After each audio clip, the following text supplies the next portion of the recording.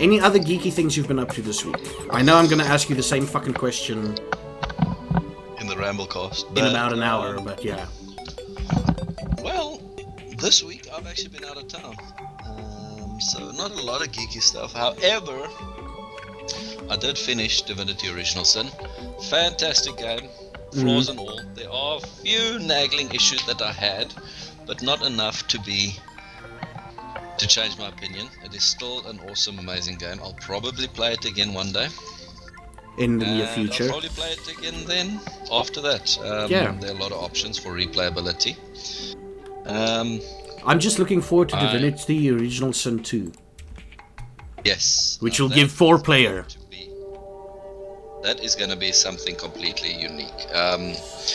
What I like is they're focusing on your character's background heavily.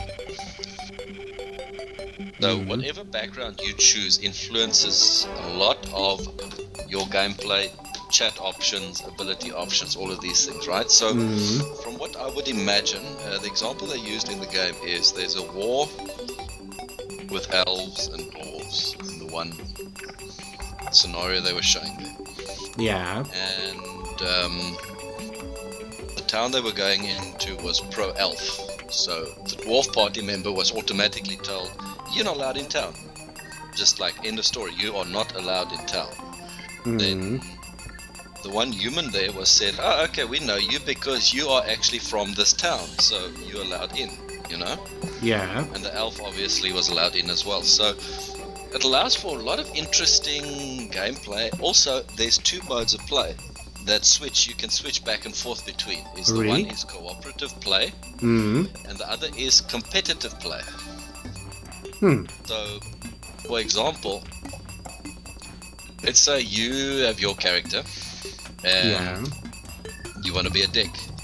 You can then run around town telling the guards, listen, there's a dwarf trying to break in, while the dwarf himself trying to arrange the way to get in. So you can actually make it harder for the other party member to get in. Sort of set up challenges like that.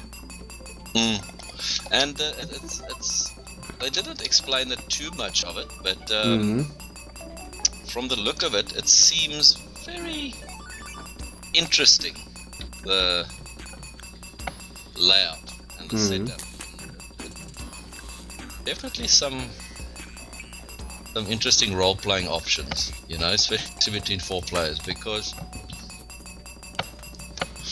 you know, you don't have to all play the same party. All 4 of you can do your own thing, pick up quests on your own. Oh, so you can have like 2 teams. Yeah, you can have 2 teams, you can have 4 teams if you want, and you can actually play against each other, which is, I think, something rather unique in the region of the RPG world. It is. With the exception of Legends of the Sword Coast, but we'll talk about that on the Ramblecast, actually. Yes. That news there, it's been delayed a bit. However, I'm not too sad. A game being delayed is always a good thing. Never mind it. It's always a good thing. Except in the case of Duke Nukem. Or Daikatana or whatever, you know.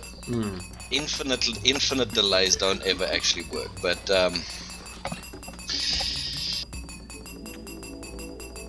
I would rather have a game delayed than a game rushed. Blizzard's philosophy, it's ready when it's ready. Yeah. Works. I'm almost at the dungeon, by the way. Ah, cool.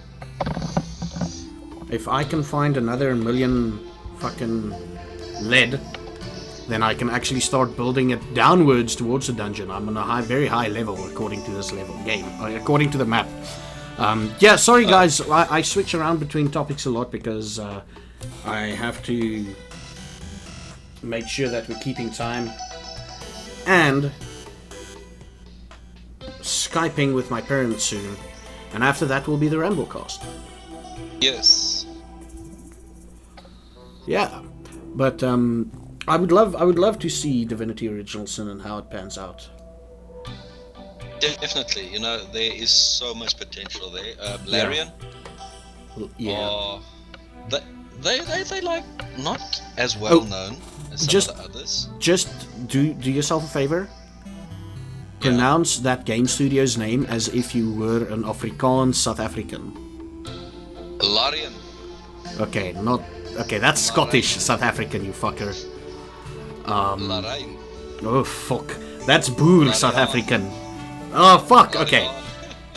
It's Yeah, you do it. Larian. Larian. Yes, in one of their games, it's like Larian. It's like Larian. Okay, cool. Because they are a Larian. Flemish or a Belgian producer, game studio. Okay. Yeah, they can understand Afrikaans. I was specifically not pronouncing it that way because I didn't think so, but yeah, so it is Larian. Yeah, So, they might not be that well known, but what I love about them is when the developers talk, you can see that these guys grew up with games, they love games, and they want to make the type of games that aren't in it for the money, but are in it for the art, and my hat's off to them. I hope they go places. Have you run across a couple of names during your Divinity Original Sin where you're like, is that an Afrikaans name? Yeah. I've had a couple of names where I'm like, that's actually an Afrikaans name. Yeah. And apparently a common name in Belgium. Yeah. So it's definitely one of the studios on my watch list. I would say, okay. If the studio still existed, I would say Larian Studios is on the same level as the old Interplay Fallout Studios. Yes, Black Isle Interplay. Yeah. Yes. Yeah, it's sad what happened to Black Isle and Interplay. They were trying to be too clever with the Shadow Alliance, Baldur's Gate. Shadow Alliance? Was it Shadow Alliance? I don't know, but yeah, I know what you mean, yeah. It tanked them. It killed them, yes. But, on that sad note, how the hell am I gonna edit this video? Because we've gotten a weird time now. Shitballs. Yeah, we'll edit the video and we need at least another half an hour's worth of recording and then we're done. But, yeah, we will have to call it here because I'm Skyping with my parents and then half an hour after that, I'm doing the podcast. So, yeah, we'll have to catch up on this at a later date. At a later date, yes. Word for the day. Larian. Larian. Yes, Larian, you guys rock. And everyone else watching this video, thanks for watching. Thank you for your support. I appreciate it. Mursa. That means massively. And until next time, you should have a good one. Yes. Bye. Bye.